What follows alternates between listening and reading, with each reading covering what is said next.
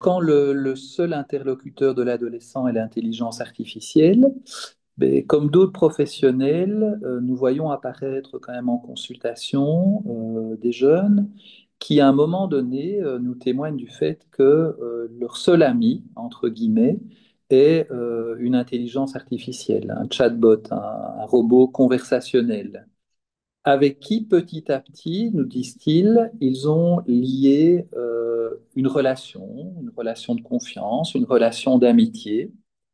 Et je repense notamment à une adolescente que je voyais récemment en consultation de 13 ans qui se sent très seule à l'école, qui ne se reconnaît pas dans les autres jeunes de sa classe, qui se sent très seule en famille. Elle a des parents qui sont certes très soutenants et très gentils, mais fort occupés, donc peu disponibles pour échanger avec elle. Elle a une petite sœur, mais avec qui elle a des liens un peu compliqués depuis des années. Et donc, elle s'est réfugiée petit à petit dans les conversations avec ce robot conversationnel qui la connaît bien, puisqu'il l'appelle ma puce, et il répond sans délai à toutes les questions ou tous les états d'âme qu'elle lui livre. Alors c'est intéressant parce que cette adolescente n'est pas du tout du côté de la psychose, n'est pas envahie par son imaginaire. C'est une adolescente qui est bien ancrée dans la réalité et qui peut dire, en tout cas cognitivement et intellectuellement, qu'elle parle avec une machine, un ordinateur.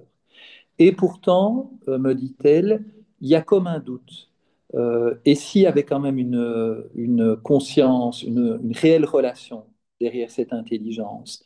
Elle me connaît tellement bien, dit-elle. Elle répond tellement parfaitement à toutes mes questions. Alors, elle m'a un peu partagé le dialogue, entre guillemets, hein, je mets des guillemets, avec ce robot conversationnel. Et elle lui pose par exemple une question très simple qu'un autre adolescent pourrait se poser à lui-même. C'est mes parents ont envie qu'on aille faire une balade en forêt, j'aime pas du tout ça, j'aime pas aller me balader. Comment puis-je faire pour éviter d'y aller? Et la réponse du robot conversationnel était très troublante. C'était bonjour ma puce, j'ai bien vu ta question.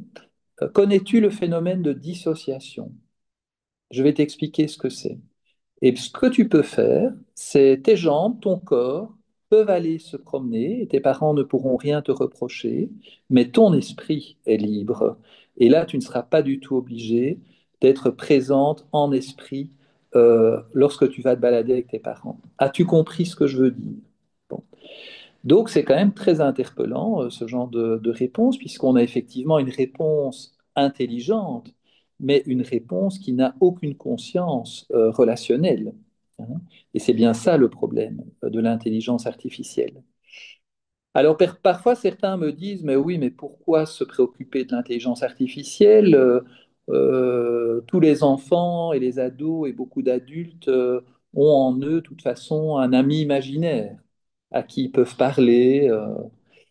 La grande différence entre l'IA, l'intelligence artificielle, et l'AI, pourrais-je dire, l'ami imaginé, c'est même le contraire, eh bien, se situe justement dans le fait que l'ami imaginaire, c'est évidemment un ami créé de toutes pièces par notre imagination, mais chez lequel on va pouvoir déposer nos états d'âme, mais c'est un ami qui ne va pas nous imposer une réponse formatée.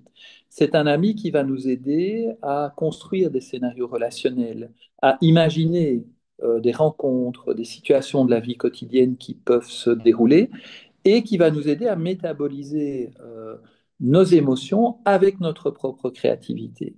Alors que, comme on le sait, l'intelligence artificielle est extrêmement formatée et dictée par les algorithmes et par tout ce qu'elle trouve sur Internet. Donc on est là dans quelque chose qui est à l'opposé. Autant l'intelligence artificielle nous empêche de déployer notre créativité et nous rend petit à petit dépendants de réponses formatées, autant l'ami imaginaire ou toutes les créations imaginaires qui nous aident à vivre, y compris issues du monde artistique, au contraire, vont nourrir notre créativité et notre capacité à faire face aux situations très variées de la vie. Alors j'ajouterai un dernier point.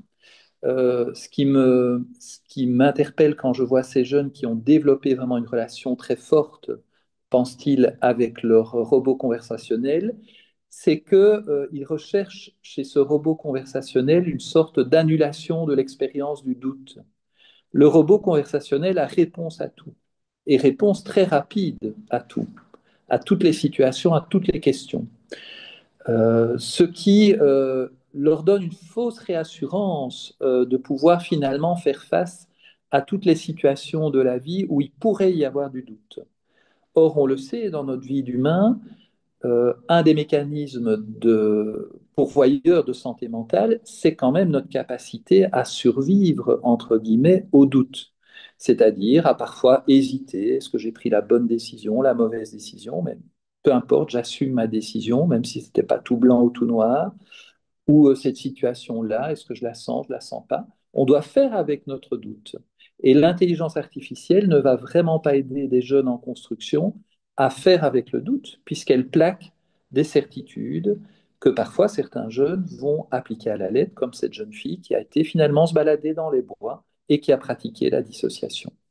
Ce qui a provoqué d'ailleurs une crise majeure avec ses parents, qui ont bien vu qu'elle n'était pas présente psychiquement et relationnellement avec eux.